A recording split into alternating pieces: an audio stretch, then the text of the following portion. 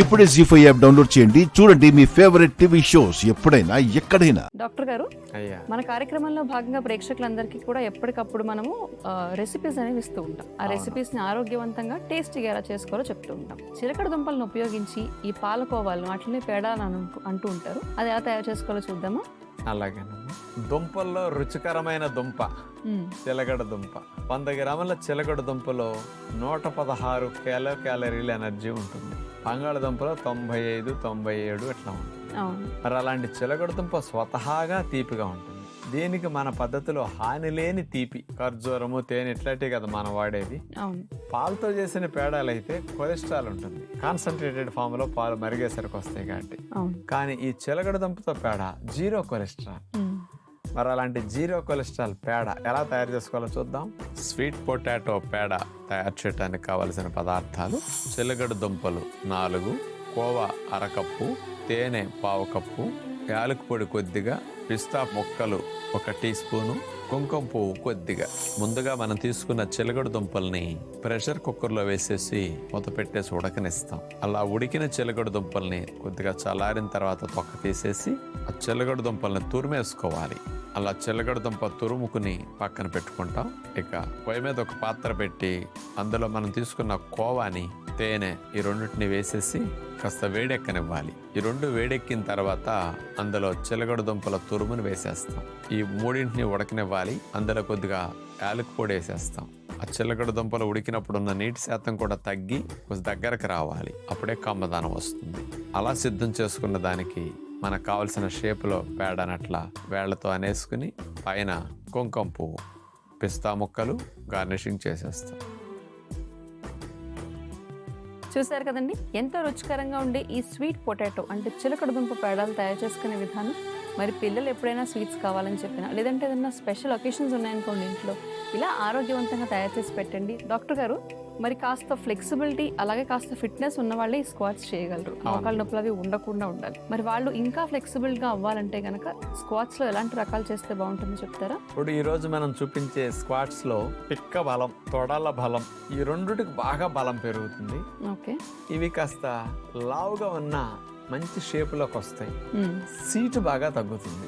ఒకవేళ మరీ లావు ఎక్కువ ఉన్న వారికి పిక్కలకి తొడలకు ఉండే కొవ్వులు కరిగి స్తంభాల్లో ఉండే కాళ్ళల్లా మంచిగా పొలల్లాగా సన్నగా గట్టిగా అయిపోతాయి అన్నమాట. కానీ సీట్ ఎక్కువ ఉన్న వారికి కూడా సీటు బాగా తగ్గుతుంది వీటి వల్ల. ఆ భాగం లూజ్ అయిన స్కిన్ కూడా టైట్ అవుతుంది. అలాంటి 4 రకాల స్క్వాట్స్ ఎలా చేయాలో ఇప్పుడు మనం చూద్దాం. ఫిట్నెస్ ని బాగా పెంచే 2 స్క్వాట్స్ ని ఇప్పుడు చూడబోతున్నాం. ముందుగా స్ట్రైట్ గా నుంచుని నమస్కార ముద్రలో చేతులను పెట్టిన తర్వాత 2 కాళ్ళని 2.5 అడుగులు దూరం అట్లా జరిపేసి మోకాళ్ళ మీద అట్లా వంగి కూర్చుంటాం. ఆ తర్వాత 2 చేతులు పైకి లేపేసి కుడి కాళ్ళ మీద కూర్చుంటాం. ఎడమ కాలు అట్లా చాపేస్తాం. అలాగే ఎడమ చేత్తో ఎడమ పాదాన్ని అట్లా మనం తాకేటట్టు కుడి చేతిని పైకి లేపేస్తాం. ఈసారి ఆల్టర్నేటివ్ మూమెంట్. ఎడం కాలు మీద కూర్చుంటాం, కుడి కాలుని చాపేసి అట్లా కుడి చేయి చాపేసి ఎడమ చేయి పైకి లేపి చేస్తాం. ఇదే విధముగా మళ్ళా కంటిన్యూషన్. ఇది తొడల భాగంలో బాగా మార్పు తీసుకురావడానికి, పిక్కల బలపడటానికి, ప్రక్కటెముకల దగ్గర క్రాంప్స్ రాకుండా పట్టుకోకుండా ఉండటానికి, స్త్రీలకు పక్క భాగాల్లో పేర్కొన్న కొవ్వును బాగా తగ్గించడానికి ఈ స్క్వాట్ బాగా ఉపయోగపడుతుంది. ఇట్లా కంటిన్యూస్ గా కుడికాలు ఎడమకాలు అట్లా మార్చుకుంటూ చేయటం వల్ల కాళ్ళల్లో ఉండే ఫ్యాట్ తగ్గటమే కాకుండా కాళ్ళల్లో బలం బాగా పెరుగుతుంది. మంచి స్ట్రాంగ్ గా లెగ్స్ తయారవుతాయి. ఇలా ఒక 10-15 రౌండ్స్ చేయగలిగితే బాగా మంచిది. ఇక రెండవది, ఇందాటి వలె నుంచుని నమస్కార ముద్రలో పెట్టిన తర్వాత 2 కాళ్ళని 2.5 అడుగుల దూరంలో జరిపేసి మోకాళ్ళ మీద వంగి కూర్చున్నాక 2 చేతుల్ని పైకి లిఫ్ట్ చేసేసి ఇప్పుడు ఈసారి ఇందాటి వలె భంగం పెట్టాం. కానీ ఇప్పుడు ఎడమ కాలు మీద ఎడమ చేయి ఇందాక పెట్టాం. ఇప్పుడు అట్లా కాకుండా ఎడమ చేతిని కుడి పాదం దగ్గర పెట్టేసి కుడి చేతిని పైకి లేపేసి సైడ్ స్ట్రెచ్ చేస్తాం. ఇట్లా బాగా సైడ్ అంతా నడువుని ఎంత పక్కకు బెండ్ ఎట్లా ఉండగలిగితే అంత మంచిది. చాపిన కాలు స్ట్రైట్ గా ఉండాలి, లేపిన చేయి స్ట్రైట్ గా ఉండాలి. అంతా సైడ్కి అట్లా ఎడమ వైపు అని చేస్తాం. ఆ తర్వాత ఈసారి కుడి కాలు మీద కూర్చుంటాం. ఎడం కాలు చాపేసి కుడి చేతిని ఎడమ పాదం దగ్గర పెట్టేసి ఎడమ చేతిని పైకి లిఫ్ట్ చేసి కుడివైపు అట్లా సైడ్ బెండ్ అయి స్ట్రెచ్ చేసి ఉంచుతాం. మళ్ళా లెఫ్ట్ సైడ్, మళ్ళా రైట్ సైడ్, ఇట్లా ఆల్టర్నేటివ్ మూమెంట్లో స్క్వాట్ చేస్తాం అనమాట. ఇట్లా ఒక 8-10 రౌండ్స్ చేయగలిగితే కింద నుంచి పై వరకు అన్ని భాగాల్లో మంచి ఫ్లెక్సిబిలిటీ రావడానికి, మీ బాడీ షేప్ కాస్త స్లిమ్గా కరెక్ట్గా అవ్వటం కొరకు ఈ స్క్వాట్స్ 2 బాగా ఉపయోగపడతాయి. ట్రై చేయండి. బీపీలో 2 కొలతలు ఉంటాయి. ఒకటి పై కొలత, కింద కొలత. పై కొలతని సిస్టోలిక్, కింద కొలతని డయాస్టోలిక్ అంటారు. గుండెకు బీపీకి దగ్గర సంబంధం ఉంది. బీపీలో పై రీడింగ్ని గుండె కింద గదులు 2 రక్తాన్ని పంపు చేయడానికి ఇట్లా ముడుచుకున్నప్పుడు గదుల లోపల విడుదలైన ప్రెషర్ బీపీలో పై రీడింగ్, అది 120 అని మనకు చెప్తున్నారు. బీపీలో కింద రీడింగ్ డయాస్టోలిక్ అనేది ఏంటంటే గదులు ఇట్లా ముడుచుకున్న తర్వాత గదులు కాసేపు రిలాక్స్ అవుతాయి. సెకండ్లో సగభాగం సమయం. ఆ సమయంలో గదులలో ఉన్న ప్రెషర్ బీపీలో కింద రీడింగ్ తెలియజేస్తుంది. ఆ ప్రెషర్ రిలీజ్ అవుతుంది. అప్పుడు గుండె యొక్క పనితీరుని పై రీడింగ్ తెలియజేస్తుంది. గుండె యొక్క విశ్రాంతిని స్థితిని కింద రీడింగ్ తెలియజేస్తుంది.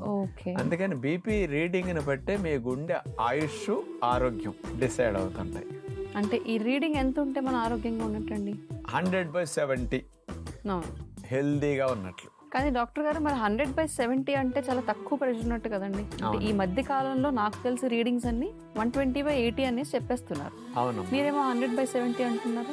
100/70 అంటే మీలో కొంతమంది ఏమనుకున్నారంటే అది లో బీపీ కదా రాజుగారు, అది జబ్బు కదా అని మీరు అనుకుంటున్నారు. అట్లయితే నాకు ఒక జబ్బు ఉన్నట్లే.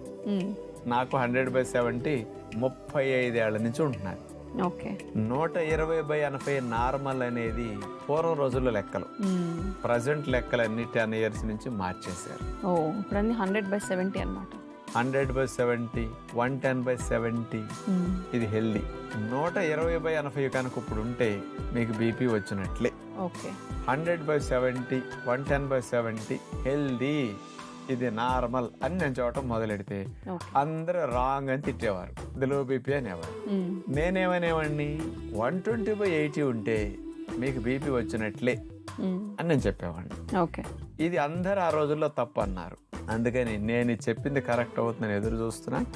వరల్డ్ వైడ్ మొత్తం ఇప్పుడు అమెరికన్ హార్ట్ అసోసియేషన్ లెక్కలది, వరల్డ్ హెల్త్ ఆర్గనైజేషన్ అనేది 120/80 ఉంటే బీపీ వచ్చినట్లు అని చెప్తున్నారు. మరి హై బీపీ స్టేజ్ 1 అంటే ఏ రీడింగ్ ఉంటే అని అమెరికన్ హార్ట్ అసోసియేషన్ వీళ్ళందరూ ఇచ్చిన వెబ్సైట్లో క్లియర్గా ఉంటాయండి. మన ఆంధ్రప్రదేశ్లో, తెలంగాణలో కార్డియాలజిస్టులు బాగా పెద్ద ఫేమస్ ఉన్న డాక్టర్స్ కూడా ఇప్పుడు నార్మల్కి వచ్చింది చెప్తున్నారు. పై రీడింగ్ 120 నుంచి 129 మధ్యలో కనుకుంటే హై బీపీ స్టేజ్ 1 ఇప్పుడున్న లెక్కలు. కింద రీడింగ్ 80 నుంచి 89 మధ్యలో ఉందా హై బీపీ స్టేజ్ 1. అంటే మన గుండె అంత ప్రెషర్ తీసుకుని రక్తం పంపిణీ చేయాల్సి వస్తుంది. చిన్న ఏజ్ లోనే టీనేజ్ ఏజ్ వచ్చేసరికి మామూలు ప్రెషర్ తో పంప్ అవ్వట్లేదు. అవును, మనం తినే ఉప్పు వల్ల, మానసిక ఒత్తిడి వల్ల, వ్యాయామాలు చేయనందువల్ల, నీళ్లు సరిగా త్రాగనందువల్ల, న్యాచురల్ ఫుడ్ కొద్దిగా తిన్నందువల్ల రక్తనాళాలు ముడుచుకుంటున్నాయి. ముడుచుకున్న రక్తనాళాలు కూడా రక్తాన్ని తోయాలనేసరికి గుండె వేగం పెంచాలి, స్ట్రెస్ ఎక్కువ పడుతుంది. ఆ స్ట్రెస్ పెరిగితే రీడింగ్ పెరుగుతుంది. అందుకని హై బీపీ స్టేజ్ 1లో మీ టీనేజ్ ఏజ్ వచ్చి నుంచి పిల్లలందరి నుంచి హై బీపీ స్టేజ్ 1లో ఉన్నారంట. నేను జీ5 యాప్ డౌన్లోడ్ చేసి అన్ని ఎపిసోడ్స్ పూర్తి ఉచితంగా చూడండి.